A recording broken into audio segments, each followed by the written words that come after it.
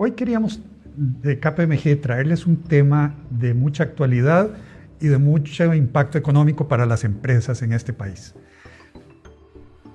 El impuesto del valor agregado es siempre un tema que puede ser una gran ventaja o puede ser una carga muy pesada para las compañías, especialmente para aquellas compañías que generan ventas exentas por estar sujetas a alguno de los regímenes de exportación, de proveedores exportadores o lo que sea, y que en sus compras deberían pagar el IVA, con lo cual se les generaría un crédito que es dinero que queda ahí sentado y no van a poder recuperar por los mecanismos normales del IVA.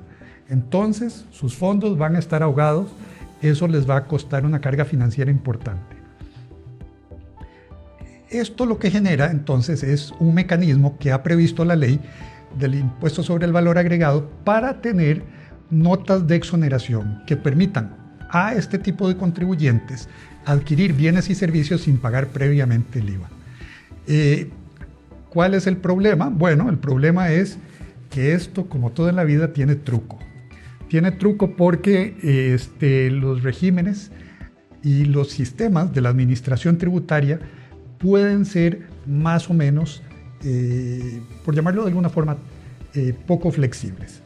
Entonces, puede ser que una compañía esté cumpliendo con la ley, pero que aún así se vea expuesta a un riesgo fiscal significativo.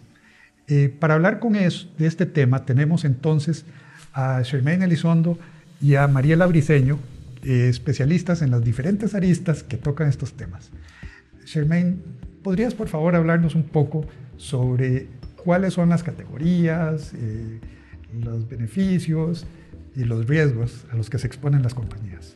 Claro, como bien dice don Sergio, se crearon las notas de exoneración para que de una vez adquiramos exento materia prima o bienes que eventualmente vamos a vender exentos del IVA. Entonces ahí no vamos a tener ningún problema. Adquirimos al cero, vendemos al cero. ¿Qué pasa? Y ahí es donde tenemos un riesgo, que es que nos inicien un proceso de fiscalización o eventualmente de una revocatoria o una nota de exoneración si la administración tributaria considera que estamos haciendo un uso o un destino inadecuado de esas mercancías que adquirimos exentas. ¿Cuáles son esos sectores que hemos visto, al menos en el último año, que han tenido más procesos abiertos o que están tal vez en la lupa del Ministerio de Hacienda? En primer lugar, los exportadores. Cuando nosotros adquirimos notas de exoneración basadas en el régimen de exportación, debemos adquirir las mercancías exentas que estén estrictamente relacionadas con nuestra operativa de exportación. Lo que pasa es que si nosotros al momento de adquirir la mercancía no la exportamos, sino que la dejamos en Costa Rica, se va a considerar un uso inadecuado y nos pueden desaplicar la nota de exoneración. En este mismo sentido, los proveedores de exportadores tienen esta misma situación. Si adquieren mercancías exentas y al final no se las venden a alguna persona con la categoría de exportador, se va a considerar un destino inadecuado. Además, lo hemos visto también muy comúnmente en las empresas o aquellas personas que adquieren insumos o equipos o maquinarias agrícolas y no la vendemos a una persona del sector agropecuario. O nosotros mismos podemos ser un beneficiario del sector agropecuario, pero al momento de exportar esas mercancías ya se va a considerar que el destinatario final es la persona en el extranjera. Entonces, esa persona no puede gozar de la exoneración. En ese sentido, es importante que al momento de que utilicemos esas notas de exoneración, verifiquemos bien a qué vamos a destinarlo y de esa manera determinar si corresponde el uso o no de la nota de exoneración, para evitar a futuro alguna desaplicación o revocatoria de esa nota con los procedimientos que tiene regulado la administración tributaria, que Mariela nos puede ampliar un poquito más. Sí, este procedimiento de revocatoria es muy sencillo. Es sencillo, es un procedimiento expedito y precisamente ahí es donde radica el peligro. ¿Por qué? Porque las determinaciones van a estar listas, van a estar ya hechas en un plazo que va de 4 a 6 meses en promedio. Entonces, ¿cómo inicia el procedimiento de revocatoria? Inicia con el comunicado del acto de inicio del procedimiento revocador, así se llama. Este acto de inicio se le notifica al administrado en el traslado de cargos le van a comunicar las exoneraciones que están siendo cuestionadas, le van a comunicar la intención que tiene la administración de revocar total o parcialmente esas exoneraciones, le van a hacer señalamiento de la prueba con la que ellos cuentan y le van a citar a una comparecencia oral. Esta comparecencia se pueden hacer acompañar de un asesor tributario, de un abogado. En la comparecencia se tiene la oportunidad de presentar las pruebas de descargo. Luego de finalizada la comparecencia, el órgano instructor va a emitir el acto final y una vez en firme el acto final, el administrado cuenta con un plazo de 15 días o para realizar el pago o contará con un plazo de 3 días para presentar el recurso de revocatoria con apelación en subsidio. ¿Qué es lo importante de este acto? En realidad lo importante es revisarlo. Como el plazo es tan pequeño, entonces nosotros lo que recomendamos es revisar los aspectos relacionados con el derecho de fondo y con el procedimiento. Con el derecho de fondo hay que tener presente que existen 2 tipos de exoneraciones, una que atiende a criterios objetivos y otra que atiende a criterios subjetivos.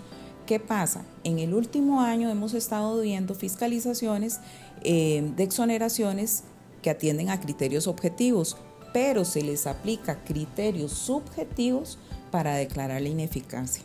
Así, por ejemplo, por citar un ejemplo ahora que vos mencionabas la actividad agrícola, los insumos agrícolas por sí mismos están exentos por ley, pero ¿qué pasa? Que la administración hacendaria ha estado aplicando ineficacia, ha estado dictaminando la ineficacia de estas exoneraciones porque el insumo agrícola lo adquirió, un pequeño productor que no estaba registrado en la administración como pequeño productor.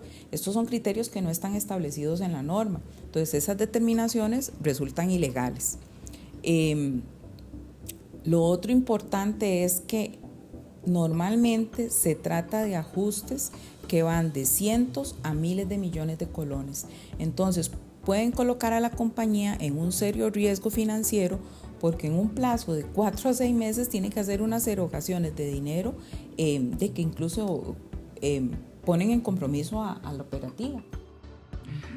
Y esto, el tema de las relaciones con la administración tributaria en general y en este caso con la Dirección de Hacienda, siempre es algo que uno tiene que manejar con cuidado. No quiero decir para nada que sean funcionarios malintencionados, pero es muy fácil que una comunicación que uno haga se malentienda. Y estos procesos empiezan desde antes con los requerimientos de información, ¿verdad? Exactamente. Y ahí, como decía, hay que tener mucho cuidado. Sí, hay que tener mucho cuidado, hay que despulgar la norma. Tenemos que revisar de qué tipo de exoneración es la que nos están revisando, si son de estas objetivas o subjetivas.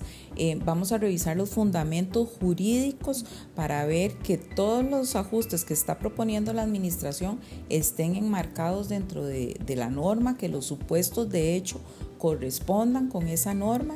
También tenemos que revisar la parte de procedimiento, que se nos estén respetando los plazos, que se haya nombrado un órgano instructor y que ese órgano sea el que lleva a cabo el procedimiento. Tenemos que revisar que se nos den todas las garantías procesales que señala la ley. ¿Por qué? Porque cuando esto no se respeta, el procedimiento puede devenir nulo, pero solo haciendo una revisión exhaustiva podemos darnos cuenta si la administración respetó o no esta parte procedimental. Claro, y está también el tema, digamos, de la información que la compañía da.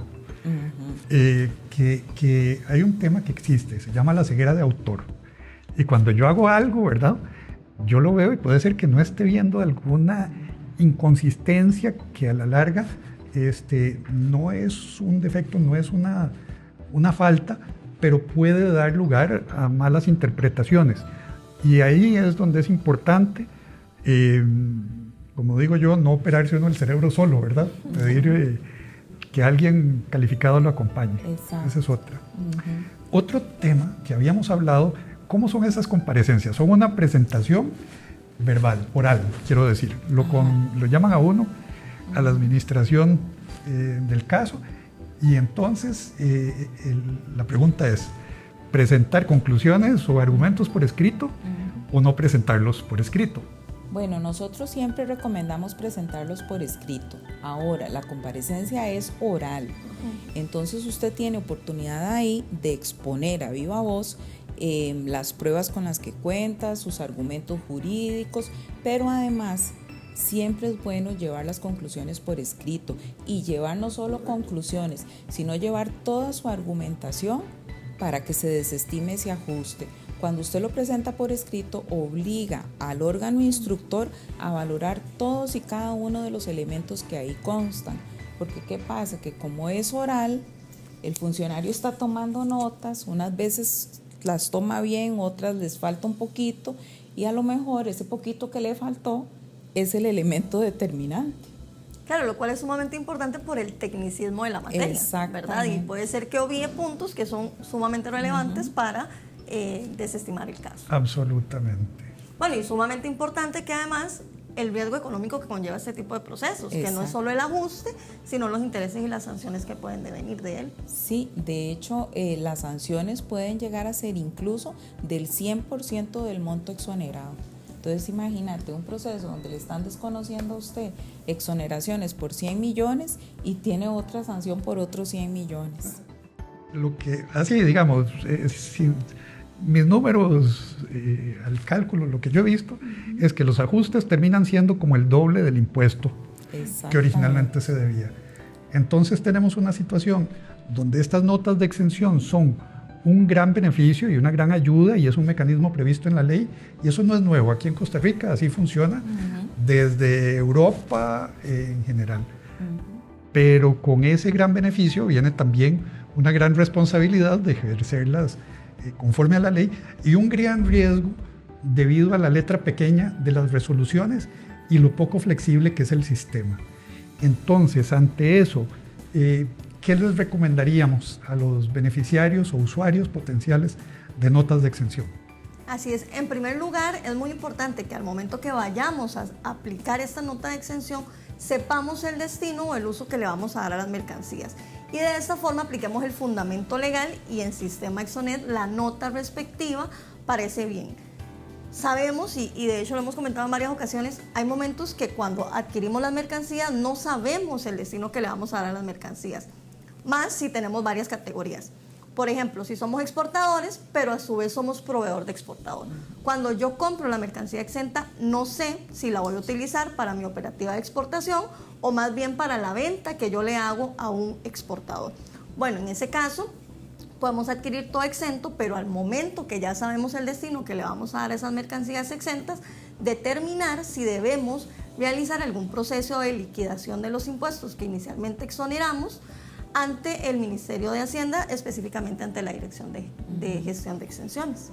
Sí, y precisamente por lo técnico de la materia, le recomendamos que se haga acompañar de un experto, de alguien que tenga la capacidad técnica para revisar todas las actuaciones de la administración, de revisar la prueba con la que cuenta la compañía y de elaborar los argumentos jurídicos para poder ejercer una defensa adecuada.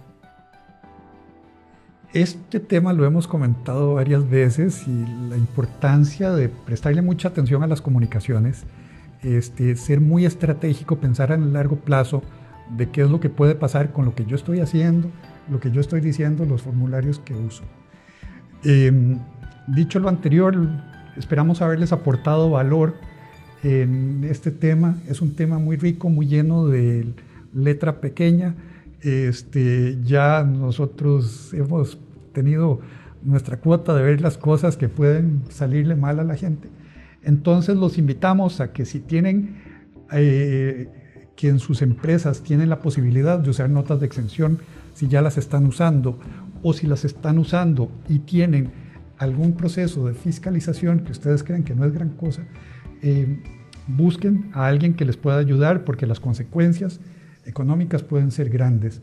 Deseamos, como costarricenses, que las empresas de este país sean muy exitosas, que puedan usar todos los beneficios que la ley les da, y también les deseamos que no caigan en las trampas que inocentemente y sin darnos cuenta podemos caer. por lo poco flexible que puede ser a veces el sistema o por la letra menuda que tiene.